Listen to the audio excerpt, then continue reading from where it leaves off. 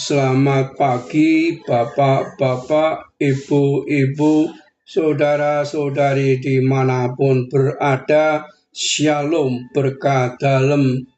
Berjumpa kembali dengan Sugeng Pramono dalam renungan kisah singkat Santo Laurentius dari Roma. Laurentius martir, Laurentius diakon, martir cinta kasih. Santo Laurentius adalah salah satu dari 7 diakon menjadi martir bersama Paus Sixtus kedua pada masa penganiayaan Kaisar Valerianus. Ia diperkirakan lahir di kota Huesca, Spanyol, sebuah kota di wilayah Aragon dekat kaki pegunungan Pyrenees. Sebagai seorang pemuda, ia dikirim ke kota Saragossa menyelesaikan studi humanistik dan teologi. Di sini ia bertemu dengan gurunya yang kemudian diangkat menjadi Paus Sixtus kedua. Saat itu gurunya adalah seorang guru besar yang sangat dihormati di kota Saragossa. Bersama gurunya ia Laurentius pergi ke kota Roma. Ketika gurunya diangkat menjadi paus pada tahun 257, Laurentius diangkat menjadi seorang diakon. Meskipun masih muda, namun Laurentius ditunjuk sebagai yang utama dari antara 7 diakon yang bertugas di kota Roma.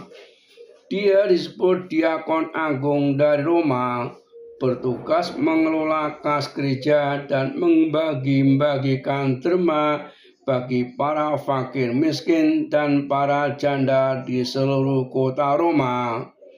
Dia juga pelayan utama paus dalam setiap upacara liturgi. Saat itu masa penganiayaan Kaisar Valerianus dimulai. Penganiayaan dilakukan amat kejam. Banyak orang Kristiani harus bersembunyi dalam katakombe bawah tanah, di mana mereka dapat ambil bagian dalam perayaan misa dan saling menguatkan satu sama lain. Tanggal 6 Agustus 258 tahunnya, para prajurit Romawi menerjang masuk suatu ruangan dalam katakombe di mana Paus Sixtus kedua sedang memimpin misa.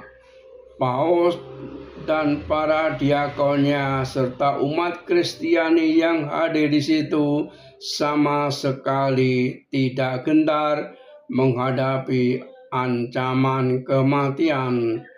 Kepada Paus, Santo Laurentius berkata, "Aku akan menyertaimu kemana saja engkau pergi. Tidaklah pantas seorang imam agung Kristus pergi tanpa didampingi diakonnya." Paus terharu mendengar kata-kata Laurentius itu. Lalu dia berkata, "Janganlah sedih dan menangis, anakku. Aku tidak sendirian. Kristus menyertai aku, dan engkau 3 hari lagi akan mengikuti aku ke dalam kemuliaan surgawi." Paus Sixtus kedua bersama 2 orang diakonnya, yaitu Santo Felicissimus dan Santo Agapitus, langsung dibunuh di tempat itu. Sedangkan Santo Laurentius ditangkap dan dibawa ke penjara. Prefek kota Romawi tahu bahwa Laurentius adalah orang yang mengurus kas dan harta kekayaan gereja. Karena itu ia membujuk Laurentius menyerahkan semua kekayaan gereja kepada penguasa Roma. Santo Ambrosius adalah sumber paling awal yang mengisahkan bahwa Santo Laurentius meminta waktu 3 hari untuk mengumpulkan semua harta kekayaan gereja yang disimpannya. Dia bekerja cepat mengumpulkan orang-orang miskin, lalu membagi-bagikan kekayaan mereka sebanyak mungkin kepada mereka. Pada hari ketiga, ia memimpin para miskin, orang cacat, orang buta, dan orang sakit, dan berarah menuju kediaman prefek kota Roma. Kepada penguasa Roma, Laurentius berkata, "Tuanku, inilah harta kekayaan gereja yang saya jaga. Terimalah dan peliharalah mereka dengan sebaik-baiknya." Tindakan dan kata-kata Laurentius dia sebagai suatu olokan dan penghinaan terhadap penguasa Roma. Karena itu ia segera ditangkap dan dipanggang hidup-hidup di atas terali besi yang panas membara. Laurentius tidak gentar sedikit pun menghadapi hukuman ini. Setelah separuh badannya bagian bawah hangus dibakar, ia meminta supaya badannya dibalik sehingga seluruhnya bisa hangus terbakar.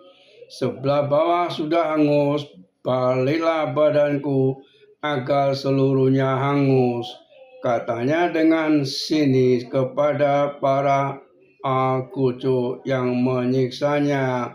Laurentius akhirnya mengembuskan nafas di atas pemanggangan besi sebagai kesatria Kristus. Perayaan 10 Agustus lahir sekitar tahun 225 di kota Huesca, Spanyol, wilayah karya kota Roma. Wafat sebagai martir dipanggang hidup-hidup pada tanggal 10 Agustus 258 di kota Roma. Dimakamkan di pemakaman Santo Siriasa di jalan menuju Tivoli, Itali.